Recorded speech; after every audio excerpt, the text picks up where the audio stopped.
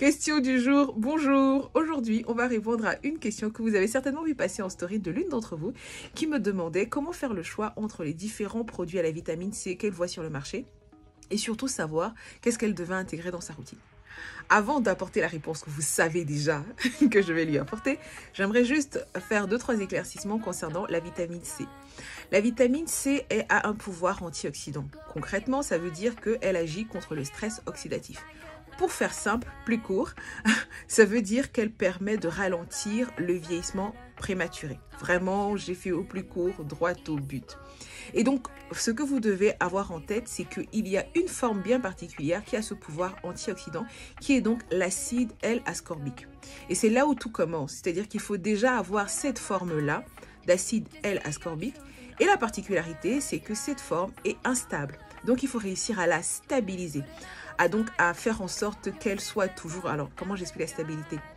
Qu'elle garde toujours la même forme du moment où vous allez produire le cosmétique jusqu'à ce que ça vous arrive, vous, à votre salle de bain, pour être sûr qu'elle soit à 100% de son efficacité. Ça, déjà, c'est un premier paramètre. Ensuite, il y a le solvant. Dans quoi est-ce que vous allez diluer cette vitamine C, là, cet acide L-ascorbique? Est-ce que ça va être un composant aqueux? Est-ce que ça va être un composant huileux? Ça aussi, c'est particulier. Parce que pour que la version L-ascorbique soit efficace, il faudrait que ce soit dans de l'eau à un pH acide. Vous voyez, ça augmente déjà le nombre de paramètres qu'il y a à mettre en jeu. Donc, il faut que ce soit dans de l'eau à un certain pH. Et en plus, que le composé, donc l'acide L-ascorbique, soit à un certain pourcentage. C'est autant de choses qui font que vous allez voir la vitamine C dans différents produits, mais à des prix complètement différents. Parce que du coup, il faudrait un certain nombre de paramètres pour qu'elle soit stabilisée, pour qu'elle soit au bon pH, pour qu'elle soit associée à d'autres vitamines comme la vitamine E, la vitamine F, qui vont permettre de la stabiliser et la rendre plus efficace. Et en plus, il faut qu'elle soit dans une concentration importante. Il est évident que si vous avez un produit avec une concentration de 5%, croyez-moi, ça ne va rien faire. Quand on parle de vitamine C, ça ne va rien faire. Parce qu'il faudrait au moins que dans le produit, vous ayez la vitamine C à un pourcentage de 9, 10%. Et à partir de là, ça commence à être efficace.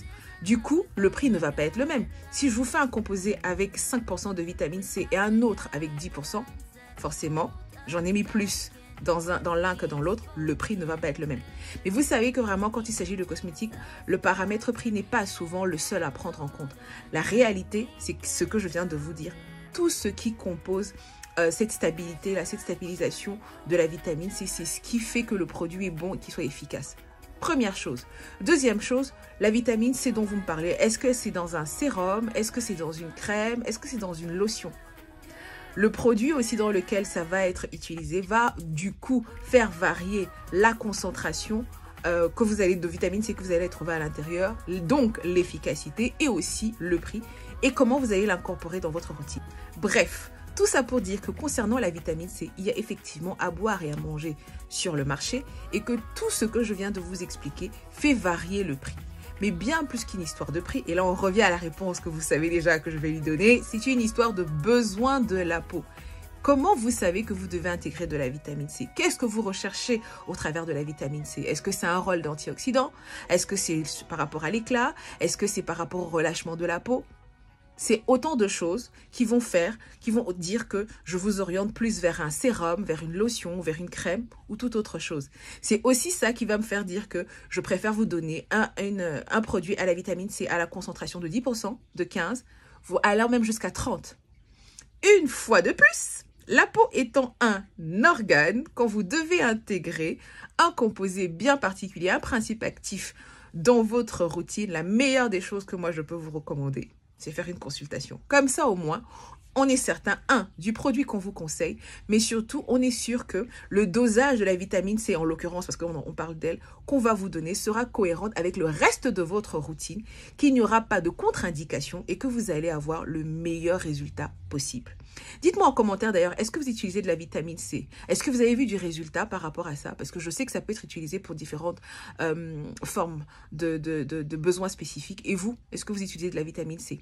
Je pense qu'il serait bien, d'ailleurs dites-moi aussi en commentaire si vous souhaitez, que je vous fasse un focus comme ça, principe actif par principe actif. Est-ce que vous seriez intéressé par ça? Je me dis que ça peut être une bonne idée, ça vous permettra de mieux comprendre pourquoi pour certains produits on peut répondre et pour d'autres pas du tout. Ou alors pour certaines choses on vous dit non, ne le faites pas parce que ça peut avoir une mauvaise interaction avec d'autres composés de votre routine. J'ai hâte de vous lire en commentaire. À bientôt!